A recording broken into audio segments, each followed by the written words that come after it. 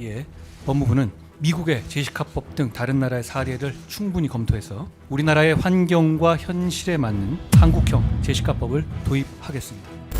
최근 출소한 성범죄자들의 거취 문제가 사회적 문제로 대두되면서 한동훈 법무부 장관은 한국형 제시카법을 제정하겠다고 밝혔습니다. 바로 고위험 성범죄자들을 학교 등 시설로부터 일정 거리 내에선 살 수 없게 하겠다는 법인데요. 그런데 한 가지 특이한 점은 법 이름이 제시카라는 점입니다. 과연 제시카법에는 어떤 사연이 있는 걸까요?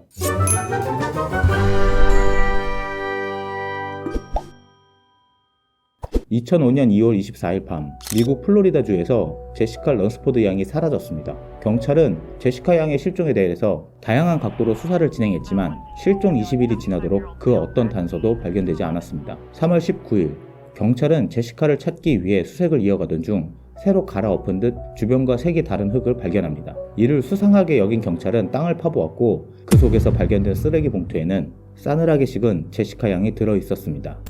범인은 제시카 옆집에 살던 존 쿠이, 잠자고 있던 제시카 양을 납치한 뒤 자신의 집으로 데려가 여러 차례 성폭행했으며 그 장면을 녹화하기까지 했습니다. 이후 수사망이 좁혀오자 범행을 은폐하기 위해 존 쿠이는 제시카 양을 3일간 옷장에 감금해 두었다가 집에 보내준다며 속여 쓰레기 봉투에 들어가게 했습니다. 그리곤 인근 야산에 생매장했습니다. 가뜩이나 끔찍한 사건인데 시신 수습 과정에서 필사적으로 봉투를 뚫으려고 한 제시카의 손가락이 발견되자 여론은 폭발했고 존 쿠이는 배심원단의 만장일치로 사형을 선고받았습니다. 그런데 여기서 중요한 점은 해당 사건이 일어나기 전 이미 존 쿠이는 아동 성범죄 전과 2범으로 10년형을 선고받았으나 모범수로 2년 만에 출소했다는 것입니다. 이를 두고 제시카의 아버지는 내 이웃이 아동 성범죄라는 것을 알았다면 이사를 갔을 것이고 딸은 살해당하지 않았을 것이라며 성범죄자에 대해 엄격한 관리를 주의회에 요청했습니다. 플로리다주는 이를 계기로 아동 성범죄자는 초범이라도 25년 징역 이상, 재범은 무기징역 선고를 원칙으로 하고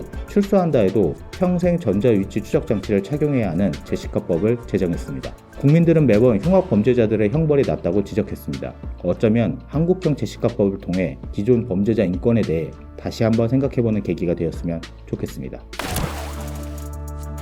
고위험 성범죄자로부터 사회를 지키기 위해서 전자감독 등 다양한 대책이 있었습니다만 분명히 그것만으로는 부족했습니다.